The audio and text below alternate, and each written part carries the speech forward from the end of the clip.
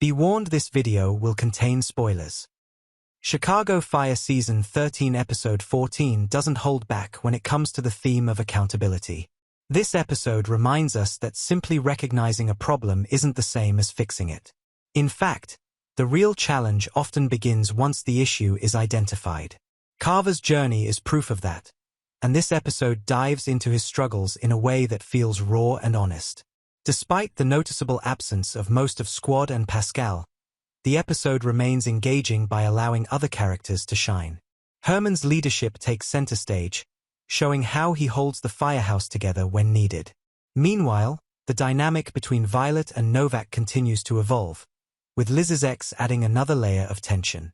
Each member of Truck 81 has their moment, but it's clear that Carver and Novak take the spotlight this time. The show has invested a lot in their development, and this episode pays off that work by exploring their growth while acknowledging that their battles are far from over. What makes Carver and Novak's arcs work so well is that they stand as fully realized characters, not just plot devices. Novak's personal journey is compelling in its own right, independent of her relationship with Violet. The same can be said for Carver, who has gone from a character that many dismissed early on to an essential part of Firehouse 51. That's a testament to the writing and to Jake Lockett's performance, which continues to add layers to Carver's internal struggles.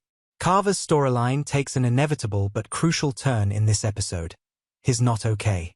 If anything, he's struggling now more than ever. There's something deceptive about denial. It can make things seem easier, even when they're not.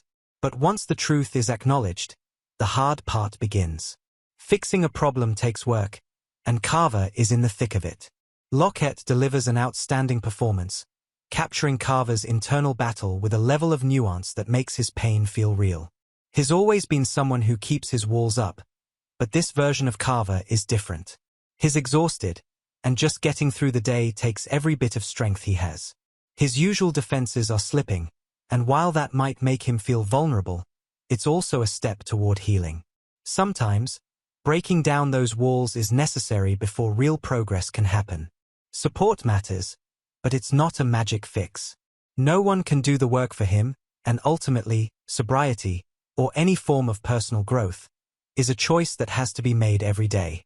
That's what makes Carver's decision so significant. He recognizes that he needs to take a step back and focus on rebuilding himself. Having people in his corner helps, it provides encouragement and accountability, but at the end of the day, the choice is his. The same can be said for Lizzie Novak. She may be in a different place than Carver, but their journeys share a common thread. It all starts with a decision, one they have to keep making over and over. Growth isn't linear, and this episode reminds us that even when progress is made, the road ahead isn't always easy. What did you think about Carver's decision? Do you think he made the right call, or is he setting himself up for more challenges down the road? Let's talk about it in the comments.